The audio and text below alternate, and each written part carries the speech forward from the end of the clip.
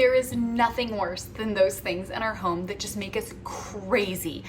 If you have to pick up those socks one more time, if you have to deal with that area of clutter one more time, you might lose your marbles. So friends, today I'm going to share with you my ultimate guide for removing these frustrations from our home and creating a stress-free space that we love to be in.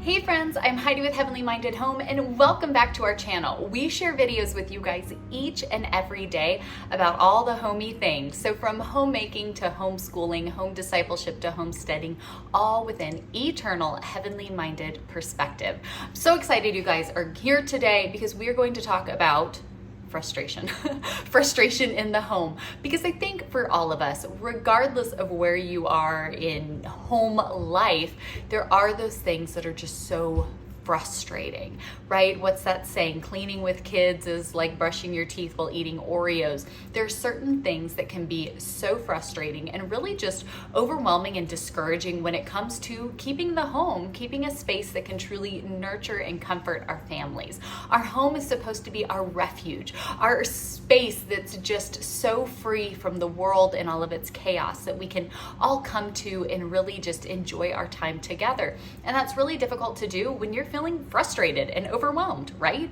So I want to share with you guys today the top things that I try to do to really help create a stress-free home for our family to enjoy, for me to keep up with, and for kind of everything in between. So hopefully these tips and tricks here can be a blessing for you. You can start to implement them today. You can start to really hold that mirror up and think about these things as you go through your home and your space to create something that is enjoyable.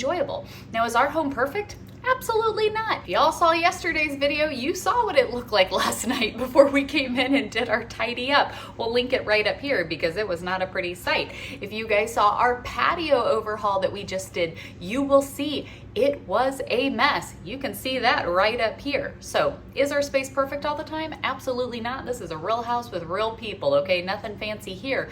But these are the tips and tricks that I implement even in an old ugly rental house to keep our space stress-free, to remove these frustrations. And I do this consistently.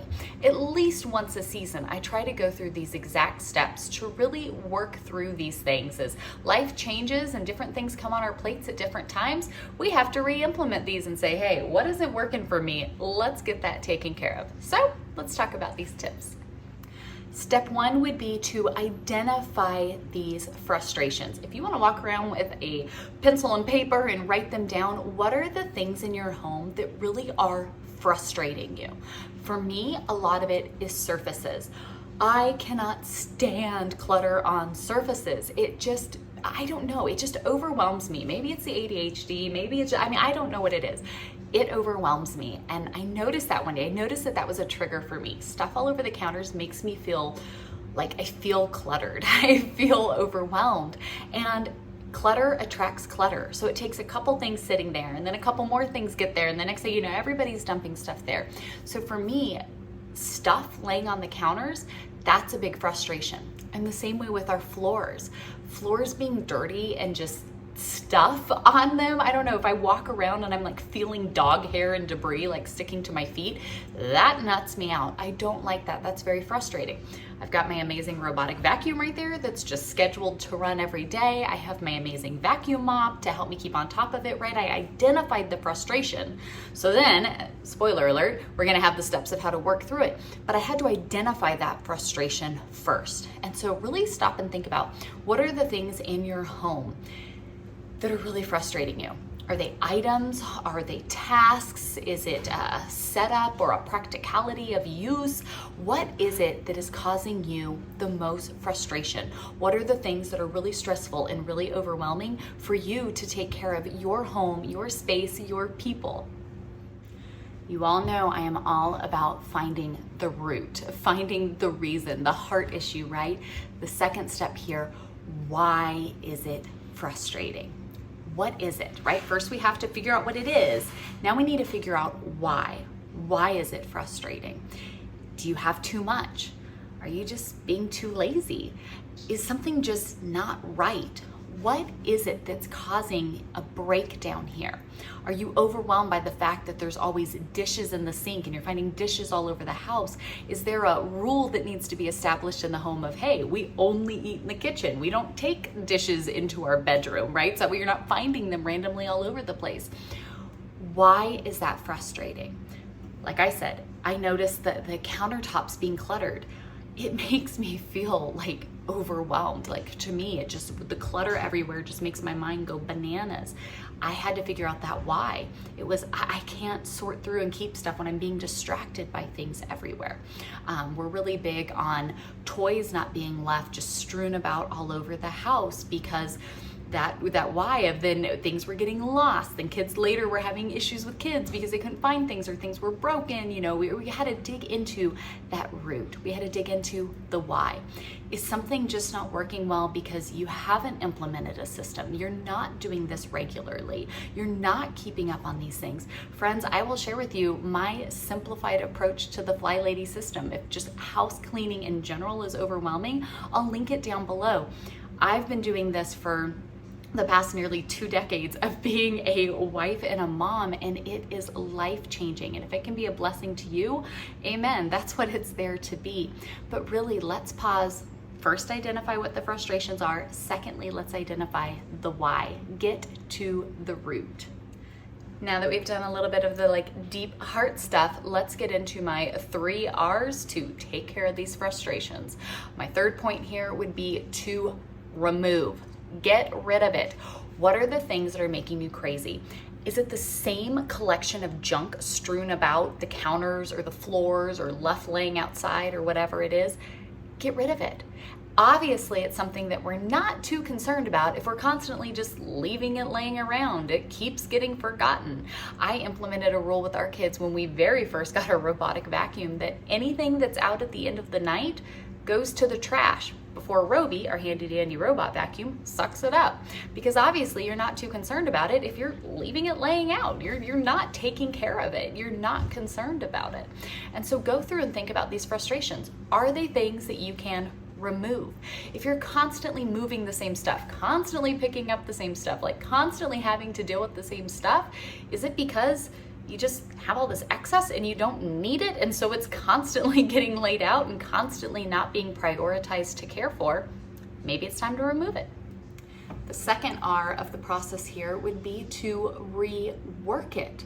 Maybe the system just isn't working. Maybe the space and the way that it's laid out just isn't working. Maybe it's not necessarily the item that's the frustration, but it's the system set up around it. Maybe you don't have a cleaning routine and schedule, and you need to go do the simplified Fly Lady system and get something established. Maybe it's some furniture, the way you have something set up, or kind of just your family's interaction with it that needs to be reworked.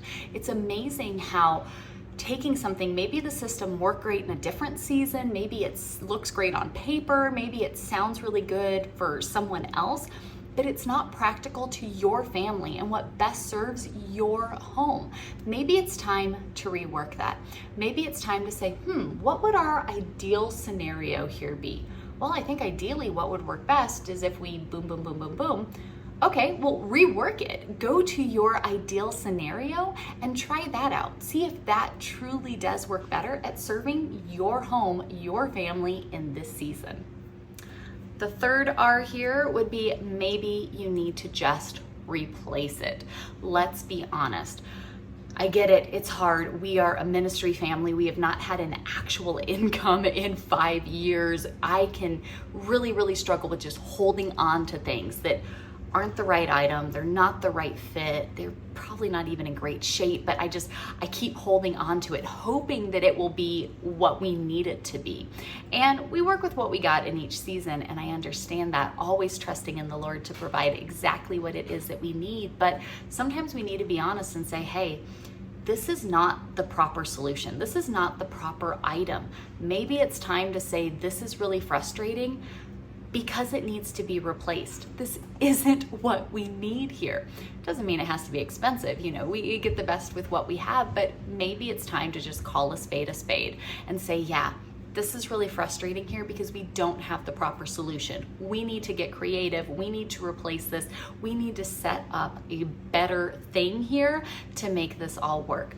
Don't be afraid to call that spade out and say, hey, we need to rework this. We need to replace this and get the item here, get the system here, whatever it may be, to actually set our home up for success.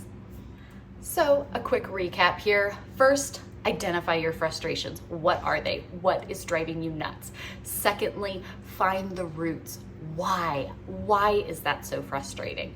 And then once we've done that, we can move into the final 3 steps, which is either remove it, rework it, or replace it. And by doing that consistently, you don't just one and done, it's something we just start doing. It's just a part of what we do in the process we go through as homemakers. We continue to do this in every season of life so that way we can remove those frustrations. We can get them out of here and set our home up in a stress-free way that really is what we need. How best we can serve our family, how best we can support our spouse, how best we can open our home up to others and let it be a place of nurturing comfort.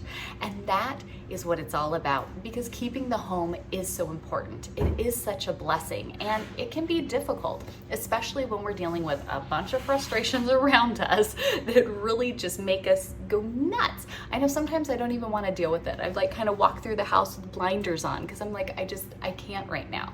So hopefully this can be an encouragement to you in your home. I know for me, I got some frustrating spots that I'm doing these exact steps through, tackling them to really clear out those things that are making me go a little bananas because they are not working for our home in this season of life.